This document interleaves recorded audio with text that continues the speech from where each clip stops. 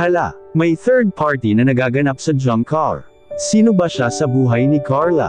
Isang mapagpalang araw sa inyong lahat mga kalingap, sanay hindi nyo po makalimutan na mag-like sa video na ito. At paunawa tapusin muna ang kabuuhan ng video na ito mga kalingap at para malaman ang nilalaman nito. At maraming salamat po mga kalingap sa pagpatuloy na pagsuporta lalo na kay Kuya Val Santos Matubang at kay Ate Edna Vlogs at Kalingap Rab, salamat po. Sino ba siya sa buhay ni Carla? At totoong may third party na nagaganap sa jump car.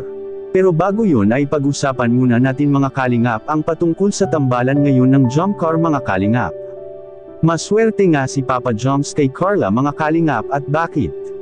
Hindi lang sa panlabas na anyo ni Carla, si Carla ay ang bait-bait pa nakatambalan ni Papa Joms, at naging si Papa Joms ay noon pa man malaki na ang pasasalamat nito kay Carla nang dahil sila ay magkatambalan ni Carla ay naambunan rin si Papa Joms ng mga biyaya na nanggagaling sa mga sponsors ni Carla. Which is deserve naman po ang lahat ng ito para kay Papa Joms, dahil rin kay Papa Joms may serye at tambalan ng jump car ngayon mga kalingap. Aminado si Kalingap Rab sa jump car ay kahit na matagal na ang tambalan ng jump car ay marami pa rin ang gusto sa serye nilang dalawa mga kalingap. Hindi naman lahat ang nagkagusto dahil may napagsabi rin na minsan ay ma-overacting silang dalawa. Ngunit marami naman ang nagustuhan ang actingan ng jump car dahil hindi pa rin ito nagbabago hanggang ngayon, malakas pa rin mga kalingap. At para sa mga nagtatanong kung bakit si Carla ay binabakuran ni Kalingap Rab, ito ang dahilan mga kalingap, kaya nga binabakuran ni Kalingap Rab si Carla dahil kasama ito sa kanyang pag-alaga kay Carla at ayaw nito na baka si Carla ay may mangyayari sa kanya na maaring makakasira sa kanyang career, kaya mabuti na ang maprotektahan ito ni Kalingap Rab.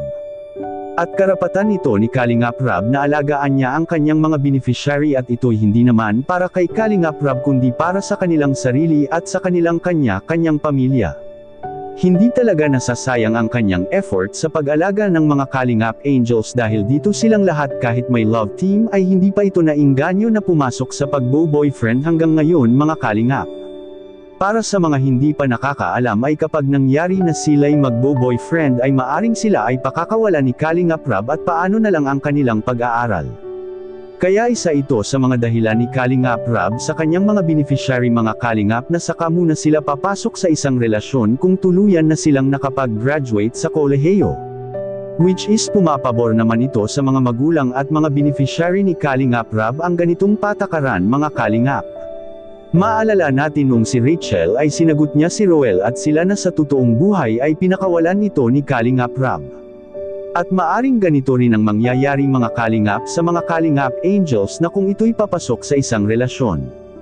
Kaya makapagtapos at may tiyak na magandang kinabukasan ang mga Kalingap Angels sa pagtulong ni Kalingap Rab sa kanila kung sila'y marunong lang sumunod at magpapasakop sa kanilang leader at mismong tumutulong sa kanila na mabago ang kanilang buhay. At malapit na nga ang bakasyon sa isla ang jump car, at dito magaganap mga kalingap sa isla ang one-day photoshoot ng jump car na kung saan first time itong mangyayari sa tambalan nila. At maraming salamat po sa mga pangunahing sponsors ng jump car, at ito ang kanilang binuksan na bagong pagkakataon sa serye ng jump car ay malaking tulong po ito sa kanila at pati na sa kanilang tambalang dalawa dahil dito mas patatag ng patatag ang kanilang samahang dalawa mga kalingap. At sa kabilang dako naman, sino ba itong misteryosong lalaki sa buhay ni Carla? May napag-alaman po tayo mga kalingap na may nagaganap na third party sa jump car mga kalingap sa kadahilanan na may nagkakagusto ngayon at dumidikit kay Carla mga kalingap. Hindi talaga maiiwasan natin na may magkakagusto sa nag-iisang Carla Tapular dahil maganda ito at dalaga pa mga kalingap. Ito na nga sinasabi natin dati pa na may magkakagusto talaga sa mga Kalingap Angels lalo pag nalaman nilang ito'y wala pang mga boyfriend. Anong masasabi niyo po tungkol dito? Please comment and God bless you all.